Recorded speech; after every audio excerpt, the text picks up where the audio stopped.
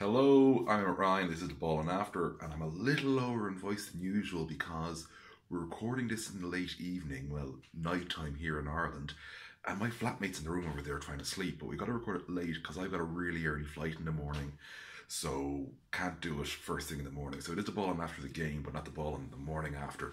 So we're here to talk, obviously, about Olympiacos beating Anadolu Efes Game 5 in the SEF, Peace and Friendship Stadium, to make it back to the Final Four. And let's just get the amusing start of the way now. Vassilis Spanoulis, his wife, has basically been pregnant for each of his 5 trips to the Final Four. At this point, Oli should probably just give him a contract which says every time she gets pregnant, you get like some sort of massive bonus because we're going to the big show. That probably is incredibly inhumane when you think about it. So don't actually give him that contract. Like, you know, there's so many issues with that when you think about it. So no, don't actually do that. But it is an amusing little anecdote that, like, you know, it always coincides with Billy's becoming a dad and he's off to the Final Four. And of course, he's won 3 of them and he got to the final in the 4th. And they'll be playing CSKA Moscow in a repeat of the semi-final from 2015, of course, guaranteeing we have the repeated pairings as well as field from 2015 in Madrid. But let's just talk about this game because we really saw why Spanoulis is just such a guy when it comes to pressure situations. Like, you know, he's only got that 1 regular season MVP, but he's got 3 Final Four MVPs for a reason. Like, he just knows how to turn it on when it really, really matters, which is kind of impressive.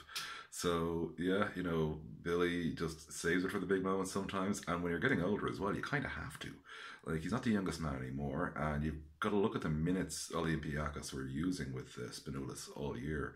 26 minutes per game. Like, it's not tiny, but it's not huge. It's not like peak starter minutes, so to speak.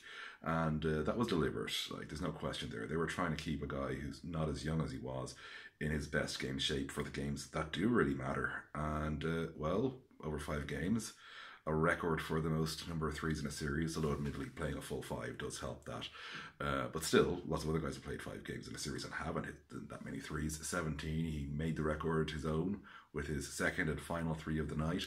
It was very much it wasn't very much a Spanoulis game because he actually did his best shooting damage early, whereas typically we expect here comes Billy to be the late charge, whereas here comes Billy the late charge was actually putting other guys in and drawing fouls, some smart old-man stuff. So, like, 10 fouls, by the way, a season high for him. He drew. Obviously, he didn't, you know, get called for 10 fouls, otherwise all referee criticism forevermore will be justified. But drawing 10 fouls, that's good. Like, you know, putting a bunny. That's Keith Langford numbers. And for those of you who wonder where Keith Langford was the foul drawing machine in Euroleague this year, look up his numbers. They're ludicrous. It's like a foul, 1.6 or 1.8 fouls more per game than anyone else. That was what Langford did this year. So, great job, Spanoulis. You've impressed us all again. I'm really looking forward to the Final Four, not least because it's going to be warmer in Turkey than it will be in Dublin, but because we've got 2 great matchups. CSKA, you know, reigning champions against Olympiacos, the team that causes them nightmares, and obviously, well, that little bit of a one between Real and Fener, but we'll have lots of time between now and then to talk about those. Congratulations to all the Olympiacos fans who I'm going to see undoubtedly in Istanbul, telling me how wrong I am if anything goes wrong for them, and how wrong I am if anything goes right for them as well, I suppose. No, most of you are nice. Most of you actually have been really, really cool on Twitter. I'm just ribbing y'all. Y'all are actually amongst the nicer groups on Twitter, even when you lose. Well, at least to me. I'm sure there are people who will disagree with that. So y'all, thanks. This is the Ball and After. Our next show will be next week, and it'll be probably NBA focused for a reason. That reason being I'm in America for a conference for my day job.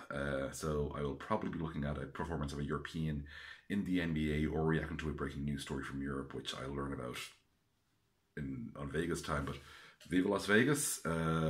Please comment if you've got anything you want to share about this game, about Vassilis Spanoulis, what he's like in the playoffs, what he's like in clutch situations.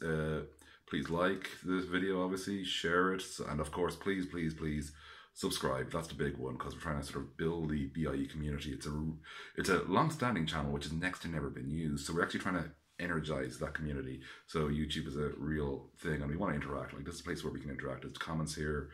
And, you know, it's all just pretty cool. So that's a Ball and After. Subscribe, like, comment, share. See you later.